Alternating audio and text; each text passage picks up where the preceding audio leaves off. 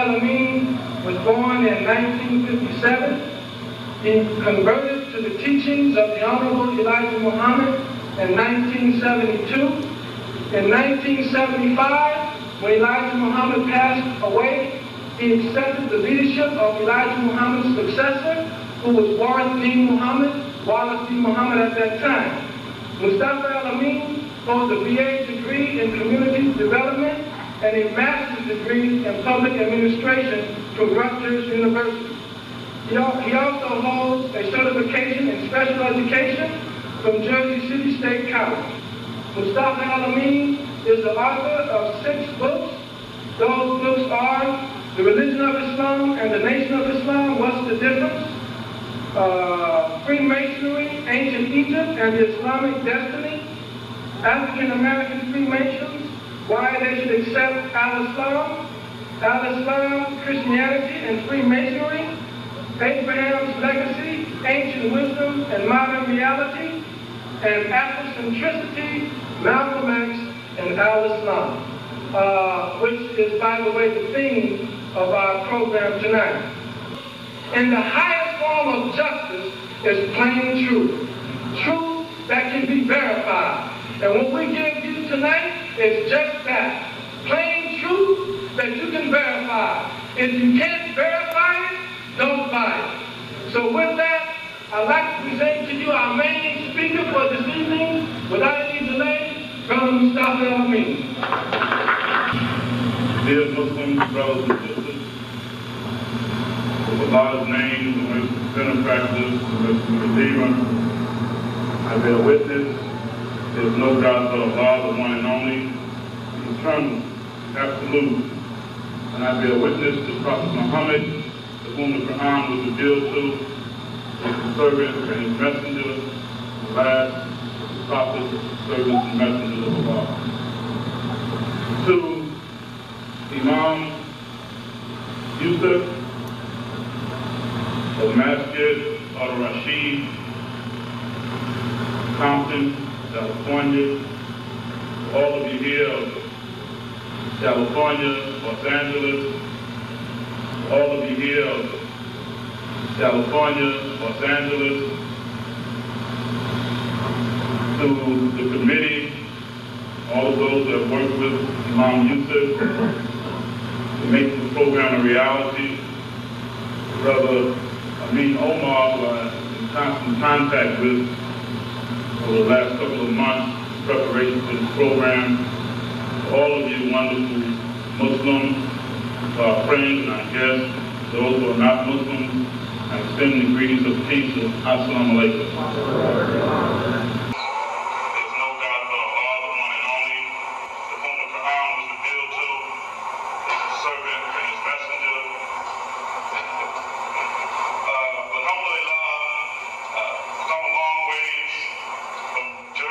Briefly, to make a few comments about Malcolm X. Then we'll come back to the Afrocentricity. We want to try to follow this as the title reads.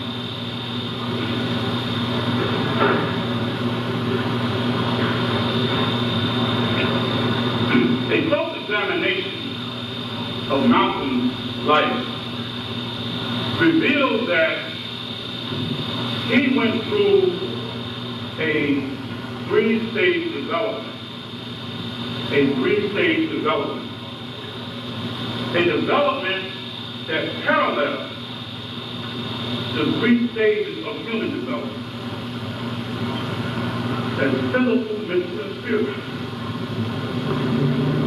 Malcolm, like all of us, in his first stage of development, was affected by white supremacy.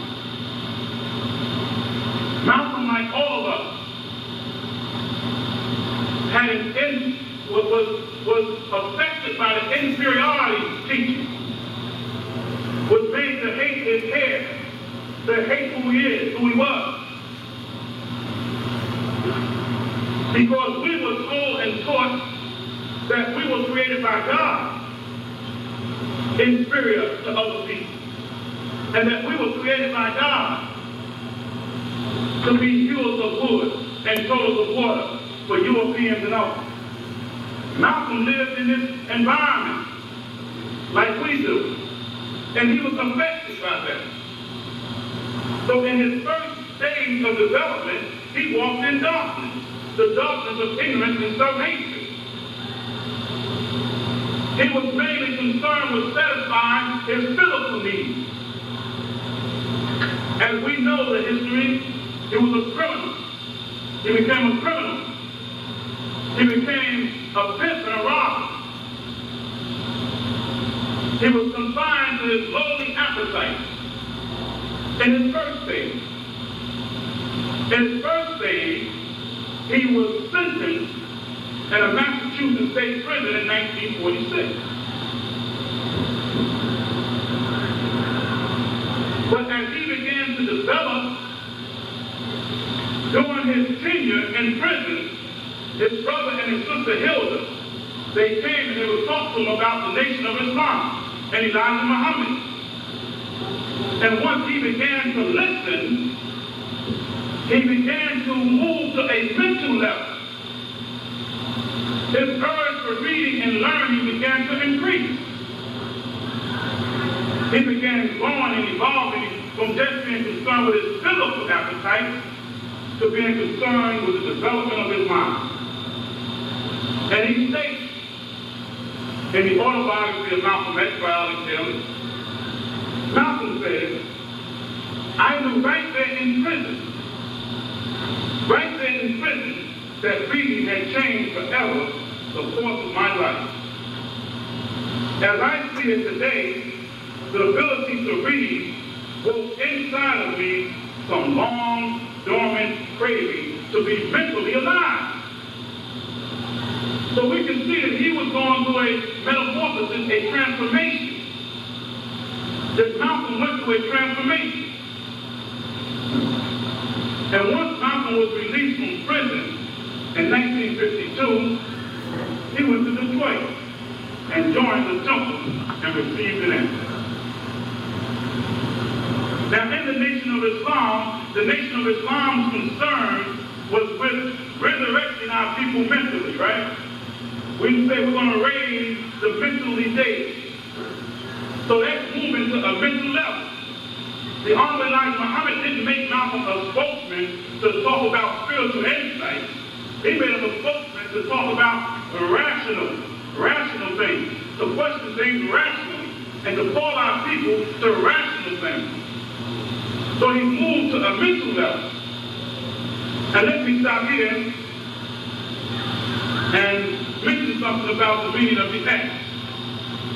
When we talk about Malcolm X. Malcolm did not originate the X. Malcolm joined an organization that was giving out X. The Nation of Islam was giving out X.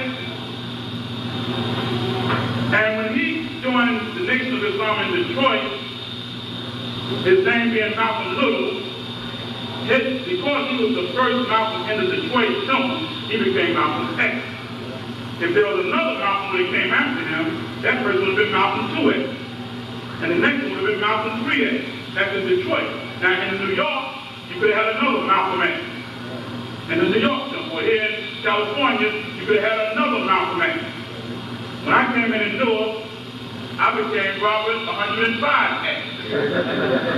I was Robert King, and when I came in, I became Robert 105X, which meant there was 104 Roberts before me, and I was the 105th Robert in Newark, and there have been 105 Roberts out here.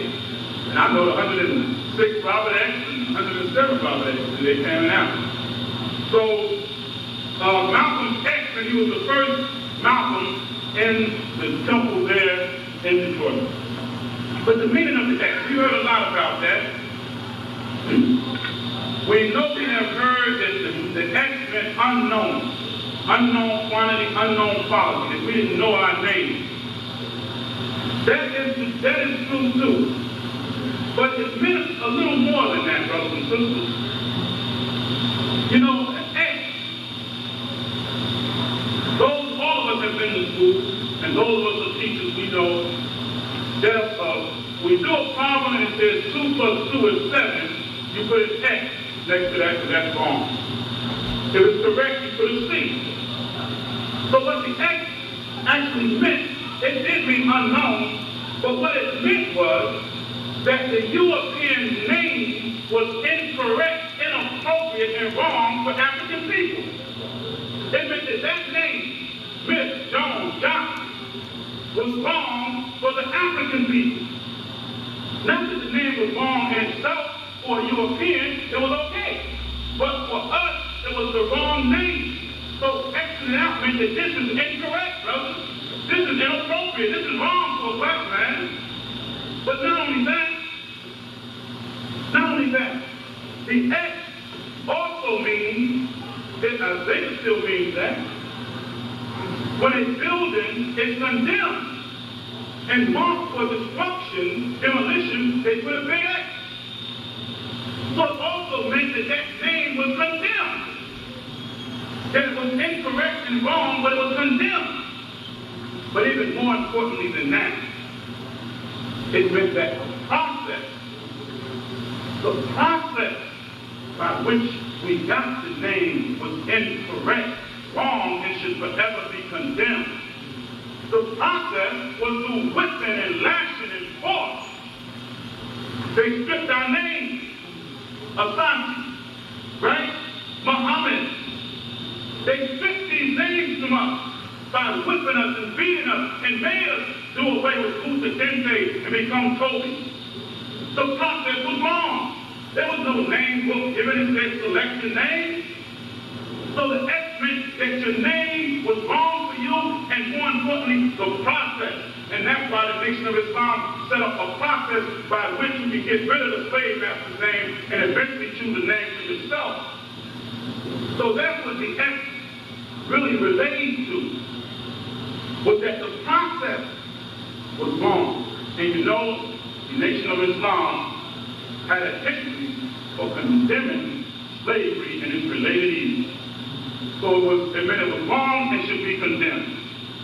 Now returning to Malcolm, in his second stage of development, now he was very effective worker. He was sincere and so sincere and effective that Elijah Muhammad made him his national spokesman. Made him his national spokesman. And Malcolm did a great work for that organization. He set up temples all over. He started the papers and all of these things, encouraged many people to come into the Nation of Islam, and drew many people's attention to the Honorable Elijah Muhammad. He was one of the greatest workers of that time in that organization. The Honorable Elijah Muhammad helped to resurrect him mentally, morally, and spiritually. But he was a great asset to the organization. And they both loved and honored each other. You know, they promote the division between Elijah and Malcolm. But those brothers, if we just think about it, had to be hurt by that division. Malcolm had to be hurt by what happened in the Nation of Islam. Elijah treated Malcolm like a son. His wife treated him like a son. Cared for him. They were close. And it's just human nature to know that Malcolm was hurt and Elijah was hurt because of that division. They both were hurt because of the circumstances. But we should be mindful of that. That yes, it was an ugly period. But just on a human level, we have to think that these brothers worked together for years. That's apart, and then have the untimely death of Malcolm, that they had to be hurt and disappointed. That's just human nature, regardless of the circumstances. If you have a close friend and friction come between you and it gets that ugly publicly, you know your folks are going to be hurt. And people played on that. But anyway, Malcolm developed to a third stage. Whatever the circumstances were, it was pushing him towards the third level of spiritual awareness. So when he went to Hajj, he went to Mecca. And his spiritual vision expanded. But even before he went to Mecca, he was evolving. He was evolving to his spiritual level. And proof of this is that in the autobiography, we read these words of Malcolm. He said, I felt that Wallace Muhammad Mr. Muhammad was most spiritually objective son. His most strongly spiritual son.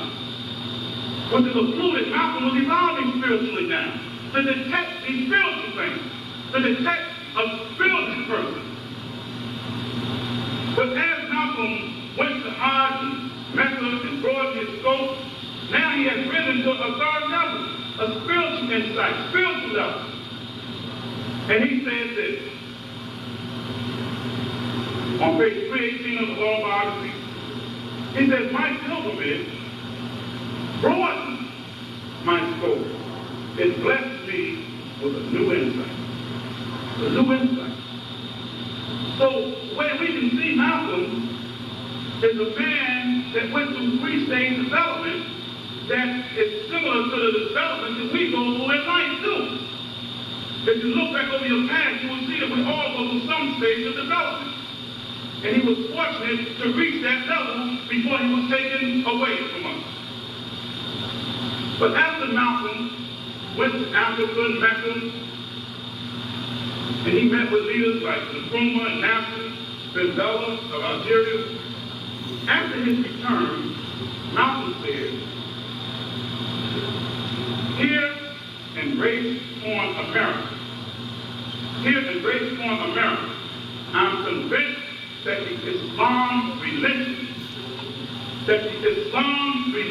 is desperately needed, particularly by the African black man. Those are his words. You can find it on page 396 in the autobiography. Now understand this. Malcolm did not come back and say, Afrocentricity is desperately needed in America, particularly by the American black man. He did not say, I'm convinced that Afrocentricity is desperately needed in America. He said, I'm convinced. Now, I say this because Malcolm was about as Afrocentric as you can get. He was and he was a wise, intelligent, well-read, well-studied brother. And I'm sure that if he had come across some of the things that these people are advocating about Islam, he would have been the first to speak on it. But we know he was a bold man.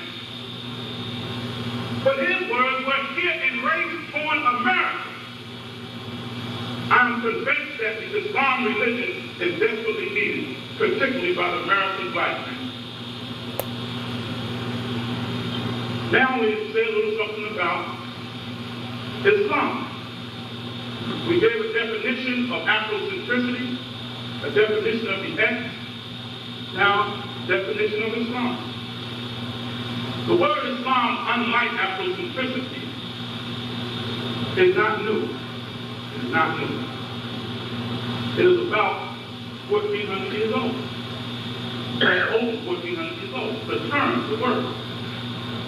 The word Islam comes from the Arabic root word Sallama, which means submission, surrender, peace, security, to preserve. The word al-Islam denotes a religion of peace and submission to God. That's what the word Islam denotes. It is believed that a person who submits to God will find peace and security. Those who embrace the religion of Islam are called Muslims. And it comes from the same word, Islam, Muslim. And those who know Arabic, you know that that's the root. Saying El-Amin, that's the root. So the word Muslim actually refers to not just the person, but it refers to the submissive nature in man and in creation. The submissive nature, to submit, to be at peace and secure. Now Islam, unlike Afrocentricity, does have one overriding document, one book by which all Muslims go by and adhere to. One overriding book that we can consult with in matters of differences and disputes, and a book that we can consult with to determine Islamic and un-Islamic behavior. And that book is called the Holy Quran. I know most of you are Muslims, and you know, but for those who are not. We all accept Prophet Muhammad as the last messenger, and still the prophet. Now there are two sources, the collection of what the prophet allowed, did, said, etc., compounded what is called hadith. But the overruling document is still the Quran, because if the hadith does not agree with the Quran, then we can reject it. So there's one overruling document, although there are two sources, authentic hadith. But we do have something by which we can gauge Islamic life and Islamic behavior. And there are 5 pillars in our religion. They have 5 levels of awareness and Afrocentricity. The 5 pillars are to bear witness that there is no God but Allah, the one and only, and the Prophet Muhammad is his messenger. To pray at least 5 times a day, to give in charity, to that, fasting during the month of Ramadan, and to make pilgrimage to Mecca. If one's health will allow them to, and if they can financially afford it. Now, El-Islam says of man some honorable and decent things. The kind of things that an oppressor, a slave master, wouldn't want the person they are oppressing to ever hear. The Quran, Islam says that God, Allah, created man in nobility and honor, in the best mold. See, the slave master told us that we were created inferior.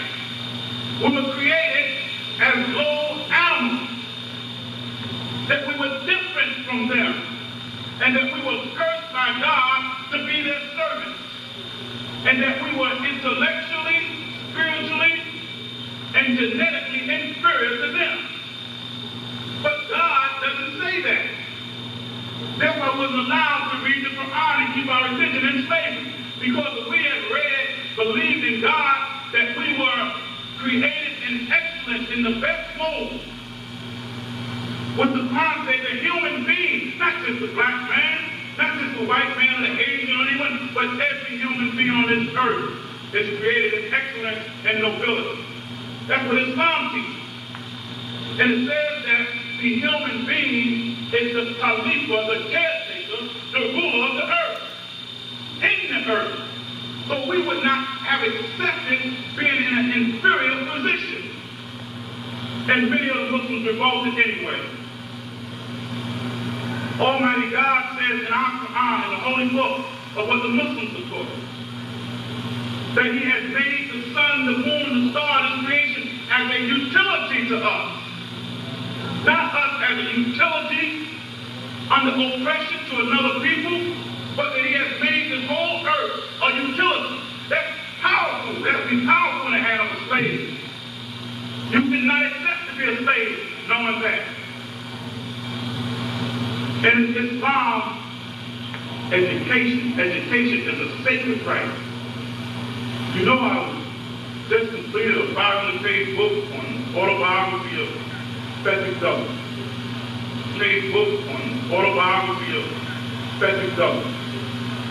And here's a man that was in slavery and learned how to read. And once he began learning how to read, he never accepted slavery. He was blessed by God, but before his slave master in slavery and wasn't harmed, wasn't killed. But once he learned how to read, he got in touch with some knowledge, he said, this is the key to our freedom. So in Islam, education is a sacred right. The first revelation that was given to the prophet was read. Now, somebody, the slave master, went against the command of God. But he said, if you slave read, I'll cut your eyes out. If you were caught reading, you would be whipped. Yes, you will be whipped. So they went not just against us, they went against the command of God that said, let my creatures read and develop their mind. So this is what Islam teaches, that you should be educated, you should learn. There are some hadiths that say the prophet says speak wisdom from cradle to grave. There's a great importance on this farm, on education in this farm.